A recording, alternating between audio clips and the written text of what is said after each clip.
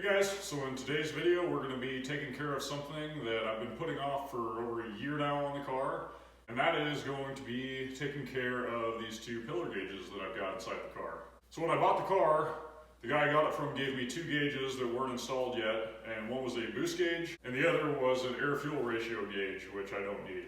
So to show you guys what we're going to be installing today, I've got two new gauges. As you can see, I've got a boost gauge here and an oil pressure gauge here, which is incredibly useful because these cars did not come with an actual oil pressure gauge from the factory. They come with basically just a dummy gauge. It shows on that little center screen if your oil pressure is normal or bad, but by then it's too late. So it helps to actually be able to see a gauge that tells you exactly what's going on. And so these gauges are basically going to be exactly like you're seeing here on the outside of this box. Same setup, so it's going to have just this nice numbers and everything, and then an actual needle that will move instead of just digital numbers like the gauges I currently have are. So I went ahead and got the car up on ramps, as you can obviously see, because I can't get a jack underneath it. It's too low and none of my jacks are low profile enough. So we got it raised up, and to do this oil pressure gauge, I'm gonna have to put the sensor, I believe it goes into the block. So there's a factory sensor, and I'm gonna have to take that factory sensor out, put a T in, put this new sensor in, and then the factory sensor as well, just so it doesn't throw off anything in the car saying that something's wrong. So to do that, I already need to do an oil change on the car anyway, and I'm guessing a lot of oil is gonna come out when I pull out the factory gauge. So we'll go ahead and drain all the oil first, and then we'll move on to pulling these old gauges out and getting ready to put all the new stuff in. All right guys, once you've got all the oil out of your car, all drained and everything, you're gonna come underneath the car. Right now I am lying on the driver's side of the car, looking toward the front. You can see here is your steering post, so that kind of gives you a point of reference. There's your alternator up front there. So right behind it, it's gonna be kind of difficult. Hopefully we can get it to focus. So you're gonna see this black plug right here, and it's screwed into this aluminum colored block right there. So that is what we're going to be pulling out, and we're gonna be putting a T in there, and we'll re-put in this factory sensor, as well as our aftermarket sensor for our gauges. So the nut on this thing, I believe, is a 13/16.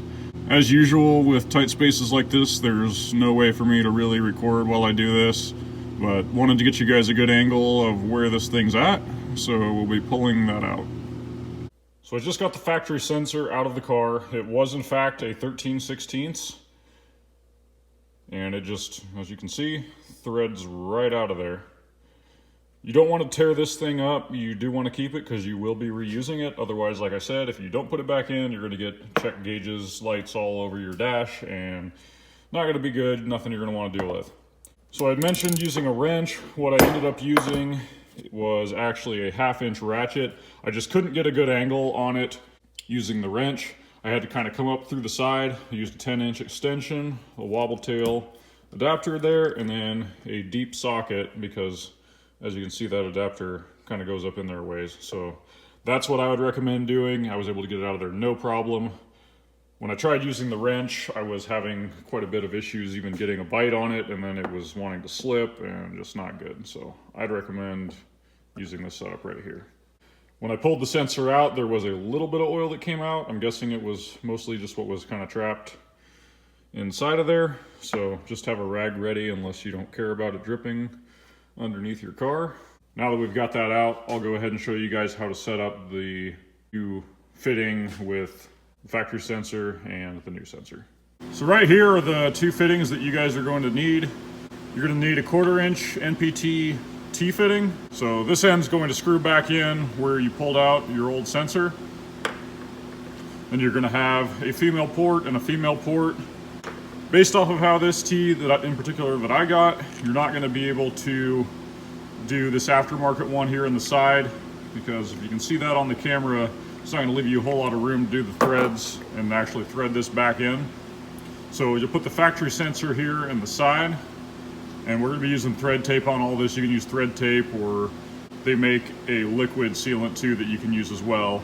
And then here in the bottom, I don't know if every gauge that you might be installing is going to be this way, but this is 1/8 inch NPT. And so obviously we got 1/4 inch there, so you're going to need a 1/4 inch to 1/8 inch bushing. That'll go in there, and then you'll be able to screw in your aftermarket sensor behind that. And like I was saying, we're going to be taping all these connections too. We will not fully assemble this until we put this T-section into the car, because I'm not sure how well it will be able to actually twist if it has everything attached to it. So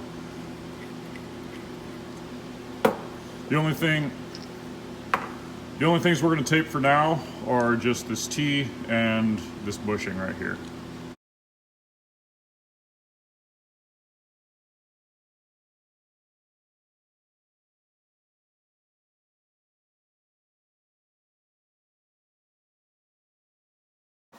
When you're wrapping these ends, I would recommend doing at least 2 full wraps on there.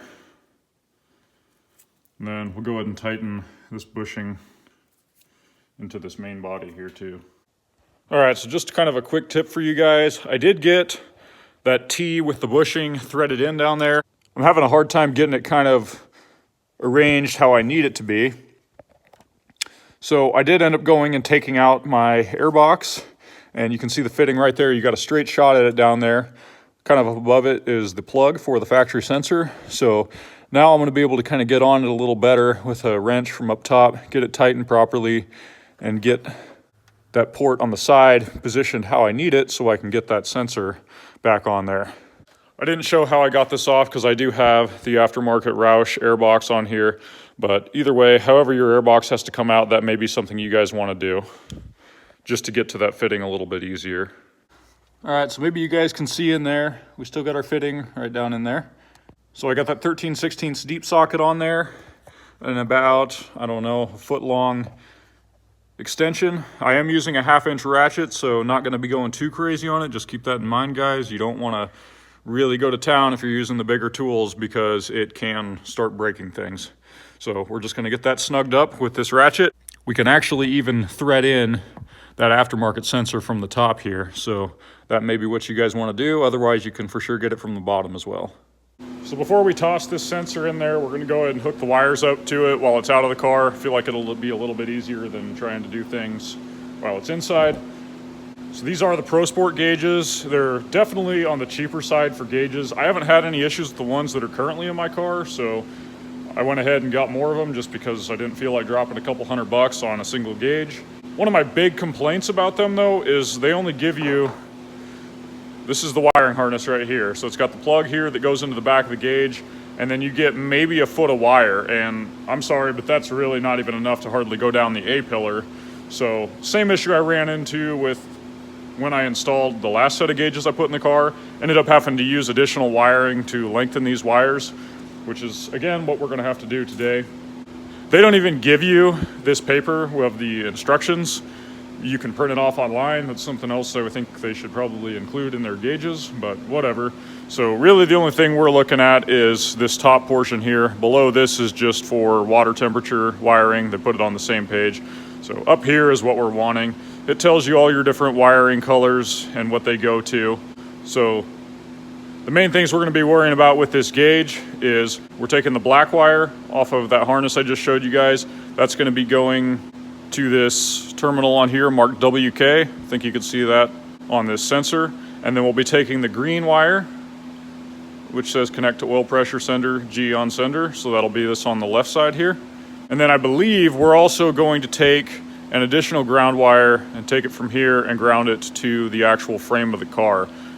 I don't see any other way that that gauge is going to be able to get a good ground, so I think you're going to be going off that wire on the harness to the WK post on this sender, and then you'll be taking an additional ground wire and grounding it out to your chassis. Those are the 2 wires we're going to be worrying about for now though.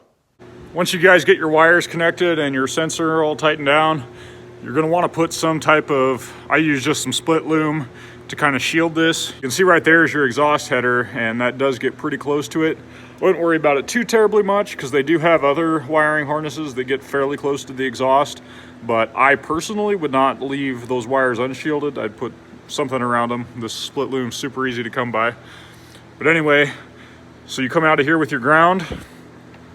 I went to this factory grounding point on the body of the car. You got two choices there. I just went to that one. And then your other two wires, your black and your green, you're gonna start routing up that way.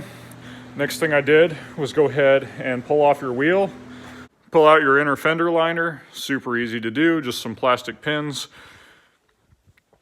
And then you guys can kind of see where I came through with the wiring for my old gauges. So it's this loom right here, drops down right behind this brake distribution box here, and then drops down right here. And then I went through this rubber grommet that passes through the firewall and heads into the cabin. So before we do go ahead and start pulling those wires through, what I'm going to do is go ahead and pull down my A-pillar. Most of you guys doing this probably do not already have gauges installed, so you can kind of ignore this step and go ahead and get to routing your wires.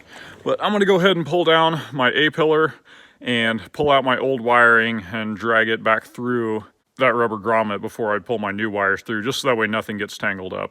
In order to get the A-pillar down, like I was saying, you guys more than likely still have your factory one in place. I just got to remove a little Phillips screw, and then this whole thing just kind of pulls out of there. With your guys's, from what I remember, there's no screws that hold in your factory A-pillar. It's all just kind of clips, plastic clips that hold it in there, and so you just kind of got to pull it straight down and it comes free. Once you do pull down even your factory A-pillar cover, you will have this airbag tether behind there, and you can see how that kind of thing is. It just goes into this metal slot here. You're gonna kind of turn it to the side, and then it allows this to drop.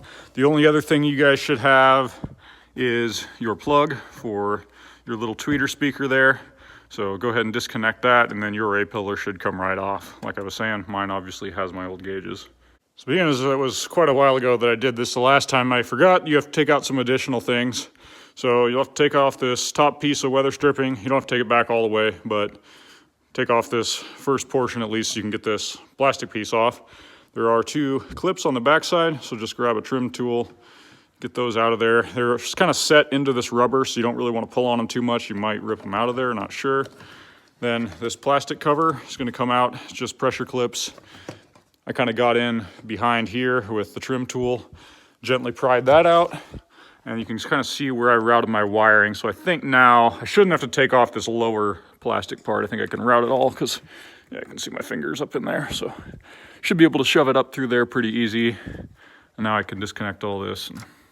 Went ahead and kind of prepped all my wires that are to the gauges from behind this A-pillar here. So you don't have to do what I did. I kind of used some zip ties just to kind of tie everything nice and tightly together and kind of separate things. So off of either gauge, and I imagine this is going to go for pretty much any gauge you're going to have, you're going to have two power wires coming off of each. One's going to be for the lighting and one's going to be for basically the operation of the gauge. And those are going to go to a 12-volt accessory power. So I went ahead and tied all those together just to make one final connection point basically. It'll go to our 12-volt accessory power on the car. Then over here, I've got the ground wires bundled together. There's one coming off each gauge. That's going to go to the terminal on that oil pressure sender, which is grounded out to the body like I was saying before. At least I think that's how it's going to go. We'll see if it works or not. And then finally, we have a single green wire, which will be going to the G terminal on that oil pressure sending unit. The only difference that you guys may or may not do is you also have a blue and an orange wire. The blue wire is off of my boost gauge and the orange wire is off of my oil pressure gauge. And what those are for is if when your headlights come on, if you want the gauges to change a different color. Using the white wires, which is what I have tied in to go to my accessory power, that is going to light up the gauges white. I just want to keep them white all the time. I don't care enough about having my gauges light up blue. It's actually kind of annoying. My car has the My Color option, and I've changed the gauges blue before. They actually seem harder to see at night, so I don't really want to use those. If you want to, you can, but you will have to run those two wires or one wire, depending what gauges you're doing, to your headlight circuit, so that way they'll come on when your headlights come on and switch to being blue instead of white. The other thing is I went ahead and sat the gauges into the pillar. I didn't put them in all the way because once I get the pillar gauge cover fully installed, I want to still be able to twist the gauges to where they're nice and level and oriented how I want them. And if you seat them all the way into this pod, you're gonna have a hard time kind of twisting those. So I'd get them started in there, but don't fully seat them in just yet. All right, so at this point we've ran all of our wires down through the grommet here. You can also pull this grommet out, and then as you feed the wires through, kind of help them through the backside, because it is hollow inside of that grommet. So the wires do like to bind up in there a bit if you don't help them out. Then on the inside, you can see, well, there's the tubing for the boost gauge, but we're not gonna worry about that just yet. We got our wires fed up through here, through this side, all the way to the ends. If you guys watched my last video, I did tap into my rear view mirror circuit, which is 12 volt accessory power. It is probably definitely not the best way to do things. You could run a wire and go over to the fuse panel. I hadn't done enough research at the time, so I just went with that, and it's worked good. So I'm gonna go ahead and do it again since I've already got the wires cut. But if you don't wanna tap into your harness, I'd recommend just going to the factory fuse panel that's over there on the passenger side, and you could do that for getting your 12 volt power. Now what we're gonna do is go ahead and take the pillar with the gauges. We're gonna go ahead and connect these wires and just kind of make sure that everything is actually turning on. Just making sure that we're actually getting power is gonna be the main thing at this point. All right, so confirmed that the gauges do in fact fire up. Everything seems to be working fine. The oil pressure gauge is just stuck on 100 because I haven't actually connected it to the sender yet. But aside from that, everything powered up just as it should. So we're gonna go ahead and connect the sending wire and go ahead and tidy up all this wiring and get everything put back in place. Also, before you go ahead and fully put up that gauge pod, make sure you put the tubing for your pressure gauge in the back. That is if you have a mechanical gauge. If you did go with a digital gauge that has a sender somewhere else, then don't worry about that. I went over this in my last video where I did these gauges initially too, but down there is where, so left side of this, I guess passenger side of the supercharger, down there is the port where I put the brass fitting, and I had to use some extra hose because Pro Sport doesn't provide you with quite enough. And so it comes over here, there's their inline filter they give you, and then from there I've got the clear tubing running the rest of the way. Aside from that, the gauges are now fully installed, guys, so just put your interior trim pieces back in, put your air box back in if you took that out. One thing I cannot stress enough is if you did an oil change, when you put your oil pressure gauge in like I did, make sure you don't actually start up the car to verify the gauges are working. Just hit the button and verify that you're getting power. If you actually start the car, your car is not going to be very happy with you. And with that said, once you get done buttoning everything back up, go ahead and put the oil back in your car, start it up, check it for leaks and everything, especially where you put in that new sending unit. And aside from that, enjoy your new gauges, guys. If there's anything I didn't cover, which I'm sure there is, make sure to drop a comment below. Otherwise, we'll catch you in the next one.